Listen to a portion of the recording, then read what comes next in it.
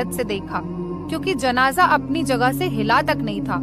उन्होंने दोबारा एक दूसरे को इशारा किया और फिर से कलमा ए शहादत पढ़ते हुए चारपाई उठाने की कोशिश की, लेकिन फिर वही हुआ।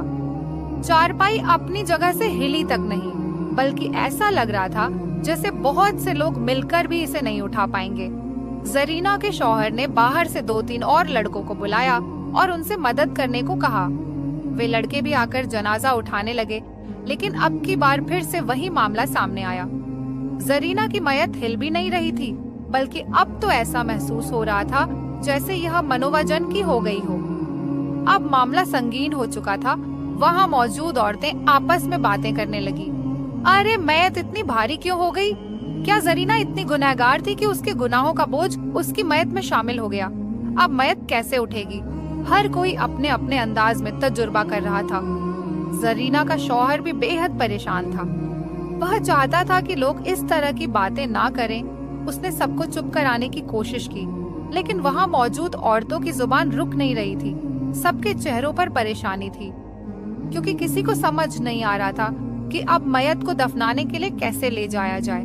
तभी मजमे में से एक बुजुर्ग अल्लाह वाला शख्स आगे आया। उसने हालात के बारे में पूछा तो जरीना के शौहर ने उसे सारी कहानी बताई।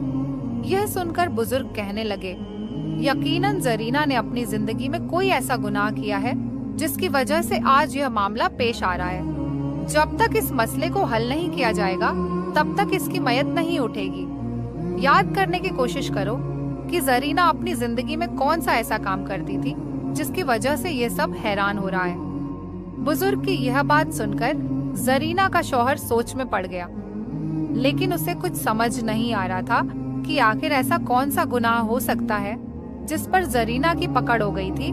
जरीना के बच्चे भी एक कोने में सहमे हुए खड़े थे। वे हैरानी से कभी अपने पिता की तरफ देखते और कभी सदमे में माँ की मयत की तरफ। उन्हें भी इस हालात की कोई समझ नहीं आ रही थी। तभी कुछ देर सोचने के बाद जरीना का शौहर कहने लगा, ए अल्लाह वाले नेक बुजुर्ग, जरीना तो बहुत अच्छी थी, घरेलू मामलों में भी ठीक थी और आजकल वह कपड़े सिलाई करके घर का खर्चा पूरा कर रही थी। उसने मेरा बहुत बोझ बांट लिया था। जिन चीजों को मैं पूरा नहीं कर सकता था, उसने खुद मेहनत करके बच्चों के लिए वे चीजें मुहैया कराना शुरू कर दिया था। लेकिन उसके अंदर एक बहुत बुरी आदत थी। जब वह सिलाई करने बैठती थी, तो फिर अगर मैं उसे पुकारता या अपनी किसी जरूरत के लिए उसे कोई काम कहता, तो वह सुनती ही नहीं थी। वह अपने काम में इतनी मग्न रहती कि उसे इस बात की परवाह ही नहीं होती थी कि शायद